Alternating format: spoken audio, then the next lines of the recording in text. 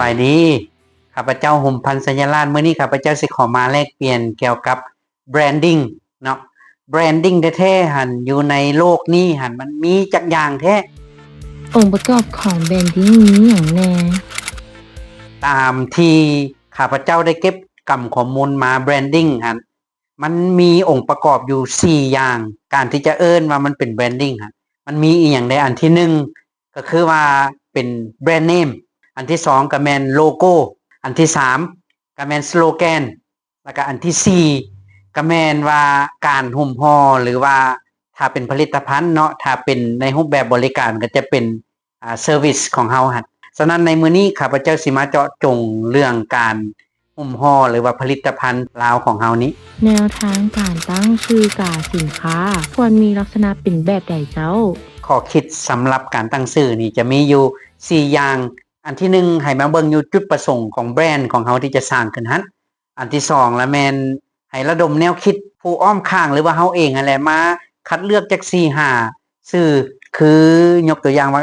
ก่อนที่ข้าพเจ้าจะมาเป็นเสือโคร่งลุยไฟเนาะแบรนด์เนมตัวนี้นี่ข้าพเจ้าก็ต้องใช้เวลาประมาณเป็น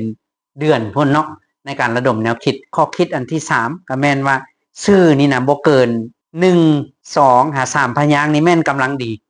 เนาะตัวนี้ต้องเป็นลักษณะที่ให้มันจือง่ายแล้วก็ให้มันมีความหมายแล้วก็โดดเด่น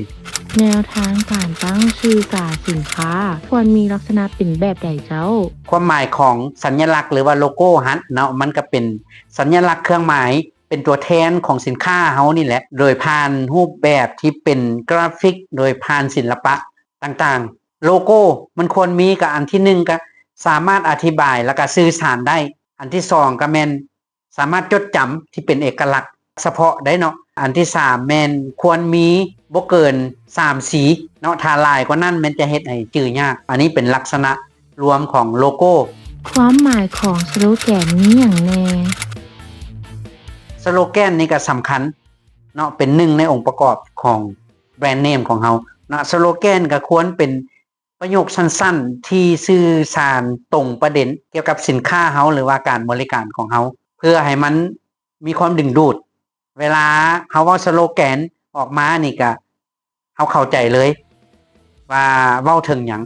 Packaging หรือ Service มีความหมายว่าแบบใดเจ้า Packaging หรือว่ารูปแบบของผลิตภัณฑ์อันนี้ในกรณีที่เป็นผลิตภัณฑ์แต่ว่าในกรณีที่เป็นการบริการก็จะเป็นชื่อของการบริการของเฮานั้นใน Packaging มันก็มีองค์ประกอบหลายอย่างเนาะข้าพเจ้าสั่งรวมไว้มี9อย่างพุ่นเนาะอันที่1ก็แน่นอนอยู่แล้วชื่อและการสินค้าอันที่2ก็แม่นชื่อผลิตภัณฑ์แล้วก็ขนาดข้อมูลทางโภชนาการแล้วก็อยู่ด้านหลังก็ต้องควรมีเรื่องเล่าคำแนะนำคำเตือนแล้วก็ใบรับรองต่างๆแล้วก็วันผลิตวันหมดอายุแล้วก็บาร์โค้ดเพื่อเขาจะเข้าไปในห้างสรรพสินค้าตัวนี้เป็น 4-5 อย่างที่ข้าพเจ้าเอามาแลกเปลี่ยนให้ผู้ประกอบการ SME ลาวเฮานี้เนาะสำหรับคลิปนี้ข้าพเจ้าขอมาแลกเปลี่ยนเพียงสำนี้ก่อนเพื่อบ่ให้พลาดคลิปดีๆในคลิปต่อไปรบกวนท่าน Subscribe ช่องข้าพเจ้าด้วยเด้อสบายดี